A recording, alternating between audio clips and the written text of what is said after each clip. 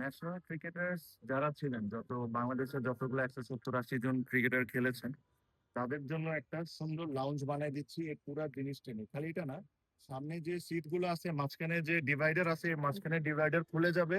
এই পুরা সিট গুলাকে নিয়ে রেনোভেট করে এখানে একটা সুন্দর ব্যালকনি হবে। তামিম ইকবাল দায়িত্ব নেওয়ার পর থেকেই ছুটে চলেছেন। 3 মাস পর নির্বাচনের কথা বলেছেন, তবে এই স্টেডিয়ামটা মিরপুরের হোম অফ ক্রিকেটটা নিয়ে দীর্ঘ প্ল্যান রয়েছে।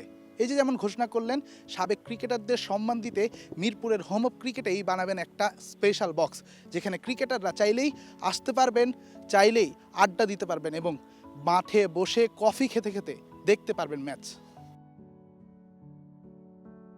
সোমবার দিনটা যেন বড্ড ব্যস্ততায় কাটালেন তামিম ইকবাল খান। দিনের শুরুতে ডিপিএলে ছুটে গেছেন মাঠে। বেলা বাড়ার সাথে অ্যাডহক কমিটির সভায় বিসিবির আসন্ন নির্বাচন নিয়ে পরিকল্পনা সাজিয়েছেন। সভা শেষে মিরপুরের হোম অফ ক্রিকেটে তামিমের পায়চারিতে গণমাধ্যমের কৌতূহল। এ সময় মিরপুর স্টেডিয়ামের পশ্চিম পাশে চলছে গ্যালারি সংস্কারের কাজ। তামিম জানালেন, দেশের ক্রিকেটারদের সম্মান দিতে নতুন এক উদ্যোগ হাতে নিয়েছেন তিনি।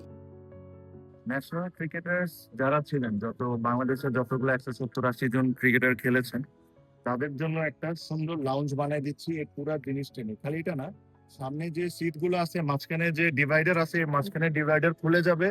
এই পুরা সিট গুলাকে নিয়ে রেনোভেট করে এখানে একটা সুন্দর ব্যালকনি হবে। আপনি বিভিন্ন ওয়ার্ল্ডের বড় বড় স্টেডিয়ামে দেখেন না, বড় ব্যালকনি থাকে, যেখানে ব্যালকনিতে এসে বসে চা কফি খায়।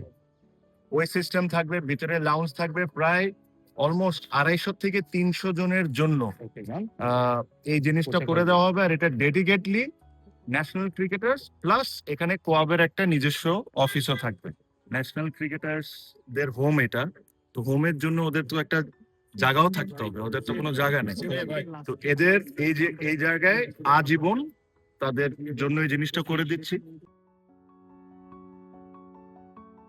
ক্রিকেটারদের জন্য বসানো এই লাউঞ্জের নামকরণেও রোমাঞ্চ রেখে দিলেন বিসিবির নয়া বস। একটা নাম নিয়েছি, ওগুলা যখন রেডি হবে তখন রিভিল করি। একটা নাম তো আমরা অবশ্যই ঠিক করেছি। আমি জাস্ট যেহেতু এখন কাজটা ভিজিবল হয়ে যাচ্ছে, আমি যদি না অ্যানাউন্স করতাম তাহলে আপনারা গুতা করে বের করে নিতেন কোনো এক জায়গা থেকে যেটা কি হচ্ছে। তো এই কারণে আমি আর ফাইম ভাই চিন্তা করলাম যে আজকে এই জিনিসটা আপনাদেরকে একটা আপডেট দিয়ে দিই। সো এটা আই হোপ যারা আমাদের ক্রিকেটাররা আছেন ওনারা এটা লাইক করবেন। এদিকে বিসিবি নির্বাচনে জয় পেলে দেশের কিংবদন্তি ক্রিকেটারদের নামেও গ্যালারির নামকরণ করার প্রত্যয় তামিমের কণ্ঠে। তো এটা একটা প্ল্যান করছি, আশা করি এই অ্যাডক কমিটি থাকতে করতে পারবো না কিনা এটা জানি না, বাট আশা করি যদি ইলেক্টেড হয়ে আসি, এটা আমার খুব ইচ্ছা। আমার কাছে মনে হয় যে বাংলাদেশের ক্রিকেটাররা ডিজার্ভ করেন। তো যারা যে কন্ট্রিবিউশন করেছেন regardless of their stats or anything else, তাদের সম্মান করা আমাদের দায়িত্ব। আমরা ওই জিনিসটা খুব ট্যাক্টফুলি চিন্তা করে কোন জায়গায় আমরা তাদের নাম দিতে পারি, এই জিনিসটা আমি ইনশাল্লাহ আশা করি এটা আমি করে দিয়ে যাব। Redwan Shaon, star news, Dhaka.